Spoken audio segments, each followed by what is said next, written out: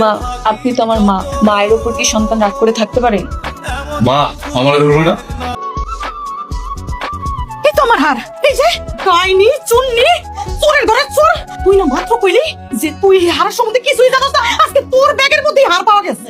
তোরে এই বাড়ির থেকে কিভাবে বাইর করতে হইব সেটা আমার খুব ভালো করে জানা আছে। এই সেই নেকলেস কই পাইছোস? কেন এই চোরটার ব্যাগের মধ্যে পাইছি? তুমি বিশ্বাস করো আমি কিচ্ছু করি নাই। সব চোরের না একই কথা কর। সি সি সি সি, এতদিন তো ভদ্র সেজে আসছিল। তুমি বিশ্বাস করো আমি কিচ্ছু করি নাই। চুপ!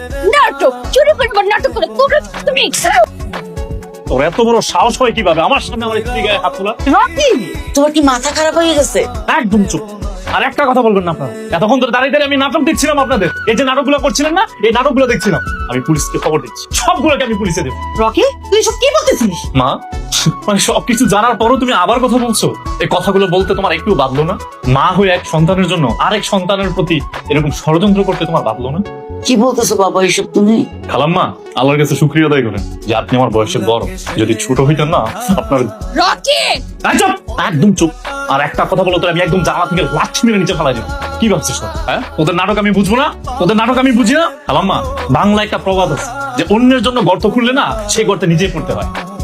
রকির মন ঘুরানোর আগে এমন একটা অঘটন ঘটাইতে হইব যাতে রকি বাধ্য হইয়া তার বউরে বাইর করে দেয়। আরে কি অঘটন করে না সেটা তো তুই তোমার শাশুড়ি তোমার একটা নেকলেস দিছিল, যা আছে তোমার কাছে? আমার কাছে তো আছে। খালাম্মা, আপনি একটা নিরহ মেয়ের সংসার ভাঙতে চেয়েছিলেন, অথচ দেখেন আপনার মেয়ের বিয়ের আগেই তার স্বামী হারা।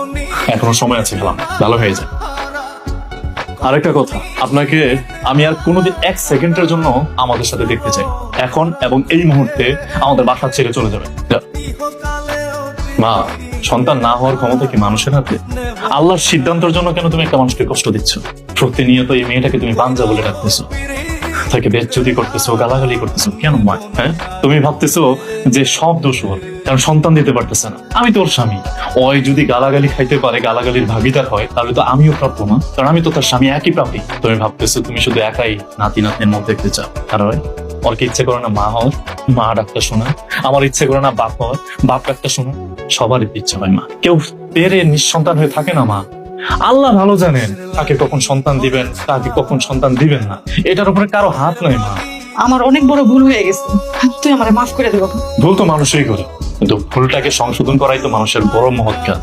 বৌমা, তুমি আমারে মাফ করে দিও। আমি তোমার অনেক অত্যাচার করছি, অনেক খারাপ কথা বলছি। শুনো বৌমা, আজকের পরের থেকে তুমি এই বাড়িতে বৌমা হয়ে থাকবে, আমার মেয়ে হয়ে থাকবে। মা, আপনি তো আমার মা। মায়ের উপর কি সন্তান রাগ করে থাকতে পারে? মা আমার ধরবে না।